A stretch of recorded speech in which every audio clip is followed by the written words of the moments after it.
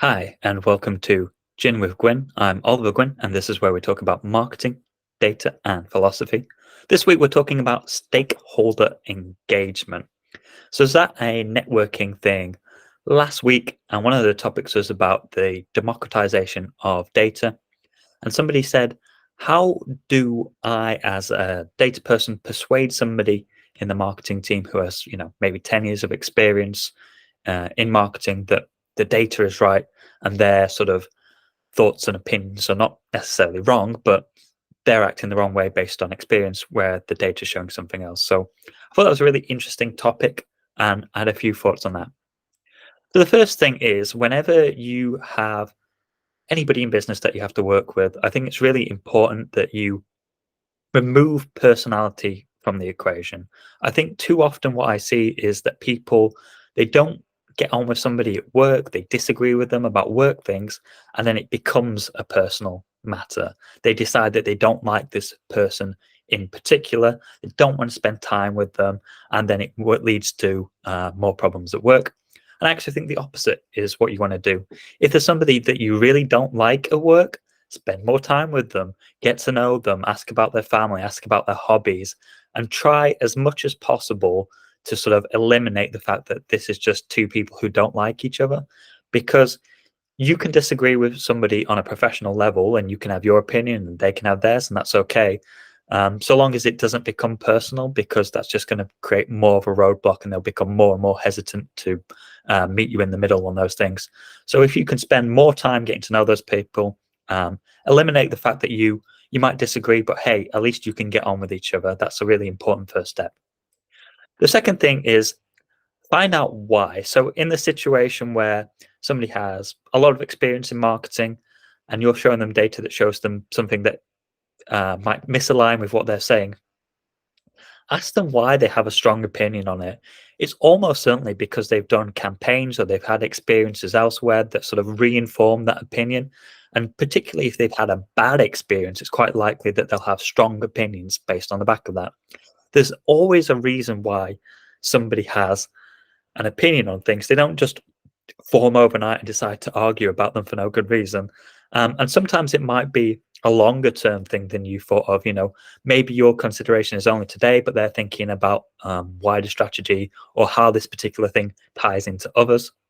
Now, a difficulty here is depending on your seniority in business, it might, and I know this sounds horrible, but when you're a senior person, you don't really want to have to stop and explain something that might be quite complicated and have a lot of background to it to somebody every single time somebody asks a question.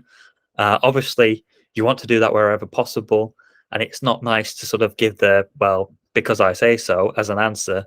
Um, but it can't always happen. It can't be the case that you can just sort of sit down and say, okay, let me tell you about the 5 years of marketing experience or whatever it is that reinforms this opinion. And this is the reason why. And I did this campaign. Um, Partly because as a senior person, you don't feel like you have to justify yourself to junior people on some level. I think that's always a psychological uh, thing. And also because it takes time and effort to have to explain to them. But obviously, if you're a senior person, it's good if you can explain those things. And if you're a junior person, ask those questions anyway because it's good and it can open up that relationship a little bit more. The third thing was somebody said that they had a scenario in which the marketing team had spent many, many months working on a campaign and they were putting it out, it was going live, and the data that was coming back showed that it was not working. And they were like, what the hell do I do? I can't really go to the marketing team and say, hey, you've worked for months on this, it's taken ages to get approval, and now it's not working. And what should they do in that situation? And my opinion on this is that there's nothing that you can do in that situation. It's not your fault. You can only show them the data and suggest that they start to pivot or change their messaging. And of course, they're going to be reluctant on that. I can't blame them. What that is an operational fault. I think the days of spending a lot of time on campaigns and then waiting for the data, those days are over. They've been over for a long time. I think if you are a company that does that, you spend a lot of time planning your campaigns and then you put them live, you're done. You've lost your competitive advantage completely. What you should be doing is doing things in a small way, in a testing way with a small set of your audience. Um, Maybe it's just a post on social media and you judge to see if there's a reaction to those things. You judge to see if there's messaging. You judge to see if there's sales on the back of them. You do some sort of testing and then you do more of what works. You don't spend 3 months on a campaign and then discover that it doesn't work at the end, because that's a complete waste of time and effort and money. Are there situations in which you do something in a small way and then when you expand it, it doesn't work? Of course. But another operational point on that is that you should be willing and able to pivot, and that might be changing your messaging, it might be changing landing pages. If you're not set up to do that in a very quick and nimble way because it's not working and you want to optimize, then again, I think you've lost your competitive advantage there. But coming back to the point of how do you persuade somebody with more experience than you? Because in this particular scenario, data is a real niche. It takes a lot of time to learn about data. Data is always changing, and it's maybe unreasonable for companies to expect that a data person is going to be plopped into the marketing department and they will learn overnight what marketing is, as well as all the things that they currently know. But the first thing is you should try and get an understanding of the process that you are affecting. So it's no good just reporting something back and saying, hey, this isn't working, you need to change it. I think that's always going to put you at odds with the stakeholder. It's not really useful for the business. Probably that marketing person knows that it's not working. And so it's only worth going back with that feedback if you then have suggestions on what to do. And you can only have suggestions on what to do if you understand the process.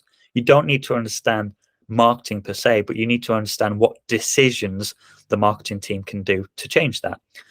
So for example, you've got a campaign, it's gone live, it's not going very well, and you should at least understand what the pipeline is for that campaign and what the end goal is. You should understand where in the pipeline things are falling off, and then you can inform the decisions to the marketing team, but leave it to their expertise. So you might say, hey, we're getting lots of people who are clicking on our ads, they're coming through to the landing page, but they're not converting there. Maybe you need to change the landing page. The people who are clicking on these ads with this messaging, I would advise you to do that, as opposed to just sort of saying, this campaign isn't working at the landing page level, you need to change it. If you're not offering a suggestion, then you're not really adding value into what you're doing in terms of your stakeholder management. And so you're not going to help bridge that gap between your expertise and their expertise. Last but not least, always have a consideration that you don't know what's going on in people's lives. You're working with people, you're only seeing a small section of their lives.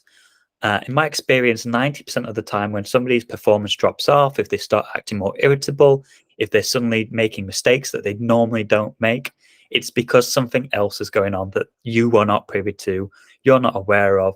And probably when that issue is sorted out, they'll be back to being okay again. It's a very difficult situation to deal with if you're an employer, because you want to ask those questions of, hey, is everything okay at home? Is anything up? Suddenly, and you don't want to necessarily make it like a HR issue, like, hey, I've noticed your performance is bad. You want to check in with those people without being nosy. And quite often, whatever the issue is something that they don't want to share with you. If they wanted to share with you, they probably would. So it's a difficult situation to deal with. I always remember when I was a freelancer, I had a client who was quite unreasonable. I sent them the video that I had been producing, and they said, this presenter blinks too much in this video. And I was like, what? Is there a fault with the video? Maybe it's paused or something. Watch back the video, seems normal, a normal amount of blinking. I went through and counted how many times this presenter blinked. I said, seems normal to me. She blinks 5 times in 2 minutes or whatever it was. Can I ask, if there's a fault on your end, or is there something going on? And he came back to me and he said, oh, I'm really sorry, Oliver, I had a really late last night. I'd had problems at home, and I don't know, I was just irritated at that point. I just put it out on you, and I know that that's wrong. And he apologized. And I said, okay, as long as that doesn't happen again. But it made me really appreciate the fact that when somebody is acting out of character, or if they're just behaving differently to you or treating you in a specific way, there's normally a reason behind that, and you're not always that reason. So just to conclude, my 3 tips are: number 1, try as much as possible to eliminate personality and personal traits and make sure that you can get on with people and disagree with them on a professional level, but not make it personal. Number two, try and understand as much as possible the reasons why they have an opinion, and dig into why, but appreciate the fact that they might not always have the time to explain to you, and try and bridge that gap and show the reasons what you're seeing from your end. Number three is, in some cases, it might not be anything to do with you. It might be an operational fault where if you're having to deliver bad news, and they can't change it because of the way that they're working, there's not much that you can do in that situation, but you need to look at the process as a business to try and affect it. Number four was, don't just offer bad news, offer insight. So try and give them reasons and decisions that they can make or actions that they can take off the back of that, and then they can investigate with their expertise there.